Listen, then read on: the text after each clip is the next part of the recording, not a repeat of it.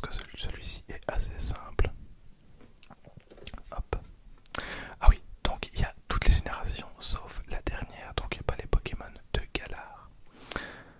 Si ça peut vous aiguiller.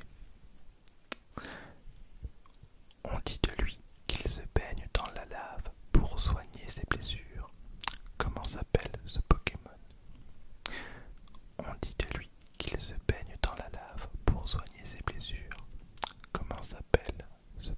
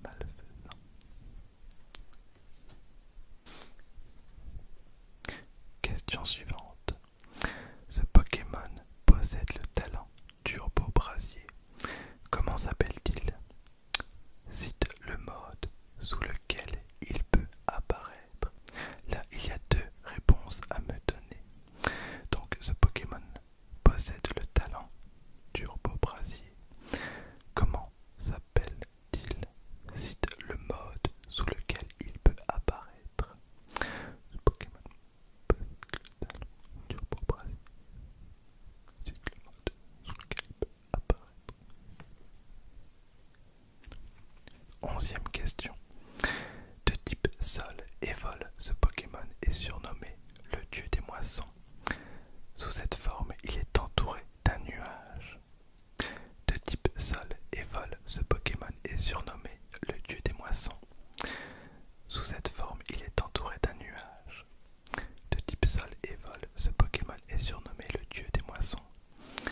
Sous cette forme, il est entouré d'un nuage. De type sol et vol, dieu des moissons. Cette forme, il est entouré d'un nuage. Plus que 4 questions.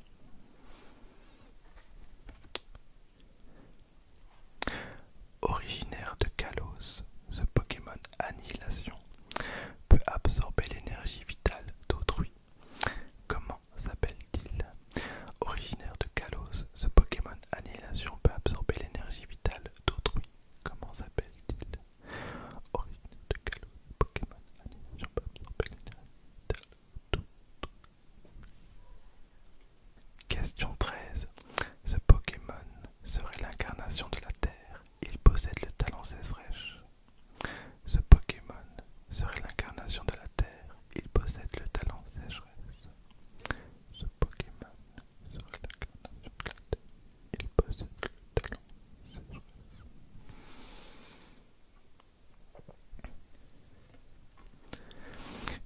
Question 14. Cette ultra chimère se nourrit d'électricité. Elle mesure 3,8 m et pèse 100 kg. Comment s'appelle-t-elle? Cette ultra chimère se nourrit d'électricité. Elle mesure 3,8 m et pèse 100 kg. Comment s'appelle-t-elle? Dernière question. Le chant de ce Pokémon peut rendre les gens tristes ou heureux. Sous cette forme, il est de type normal et psy. Comment s'appelle ce Pokémon? Le chant de ce Pokémon peut rendre les gens tristes ou heureux. Sous cette forme, il est de type normal et psy. Comment s'appelle ce Pokémon? Voilà pour ces 15 questions. J'ai hâte de lire vos réponses. On va regarder ensemble les réponses. Alors, le premier, donc le Pokémon lunaire, c'était Cresselia. Voilà, le premier je l'aurais eu parce que bon, il n'y a pas énormément de Pokémon lunaires, en tout cas pour les légendaires. À la limite, on aurait pu confondre avec Jirachi parce que c'est un Pokémon comète, je pense. Donc ceux qui avaient trouvé Cresselia, vous pouvez vous compter un point. Pour le deuxième, c'était un petit peu plus compliqué parce que c'était Sulfura. Moi, quand j'ai lu ça, j'ai tout de suite pensé à Groudon. C'est vrai que quand on parle de lave, on pense pas forcément directement à Sulfura. Voilà, donc c'est pour ça qu'il y avait un petit piège.